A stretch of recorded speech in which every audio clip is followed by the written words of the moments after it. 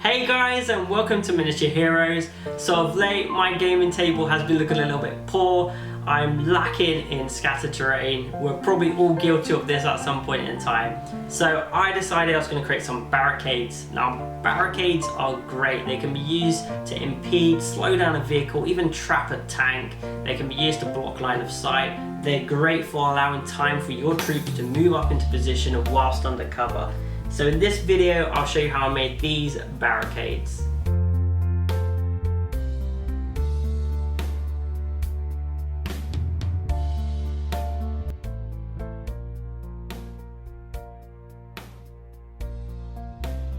So first, to get the basic shape, I've cut some XPS-Foam on the Proxxon hot wire.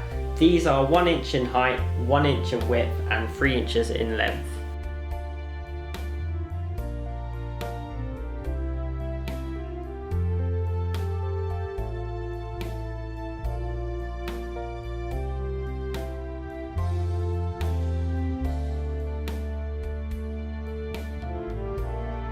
As for these offcuts, don't throw away any.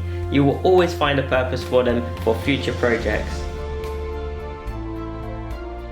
So next is to add texture to the foam to create that appearance of concrete. Using a food peeler that has these fine indented lines on it, lightly make contact on the surface of the foam, scoring it in different directions. You only want a little bit of pressure. You don't want to be taking chunks out, just light contact on the surface.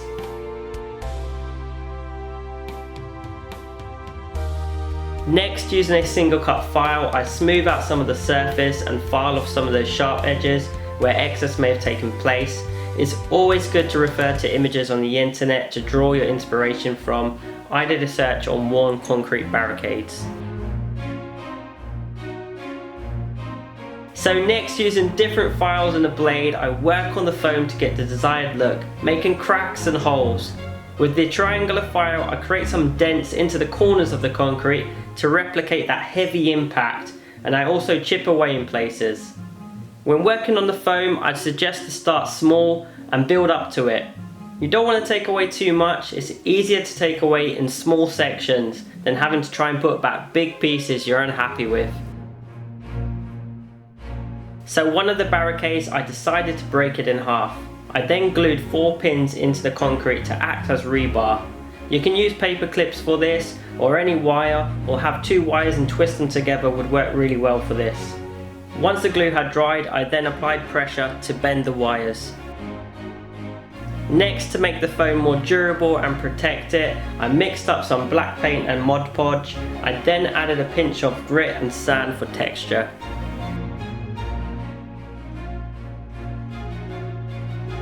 So if you're enjoying the video so far and the content, remember to hit the like and subscribe. This channel is mainly focused on my passion for painting and crafting. There are many other videos. Follow me on Instagram and Facebook. If you'd like to donate on Patreon, any donations are greatly appreciated and it helps towards materials for future projects. Next, using a spray can, I'm going to apply light coverage of uniform grey.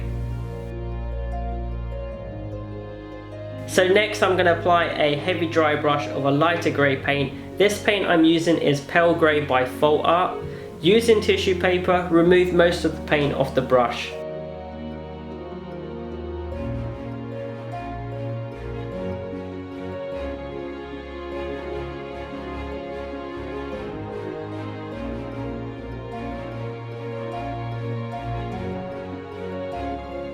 Next, I decided to add some fasteners to the concrete barricades.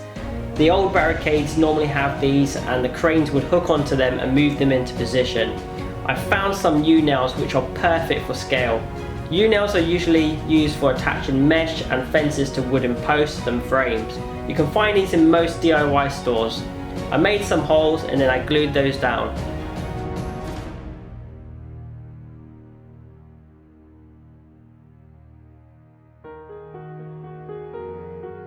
For one of the barricades, I decided to add some hazard warning paint. Using masking tape, I made some stripes and then I painted it in Avalon Sunset and black paint.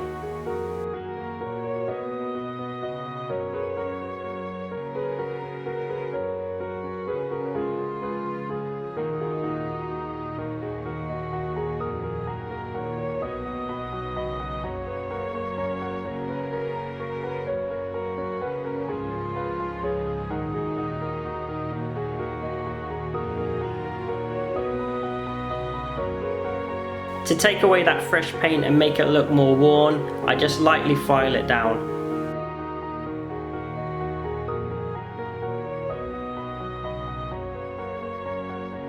And as for the rebar, I opt for some Rhinox hide.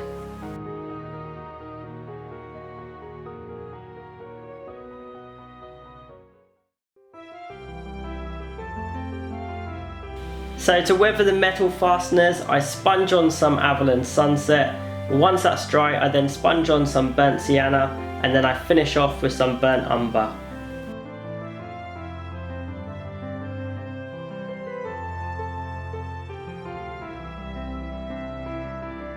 I'm really happy with how these have turned out. I think they're going to be a great addition to the playfield.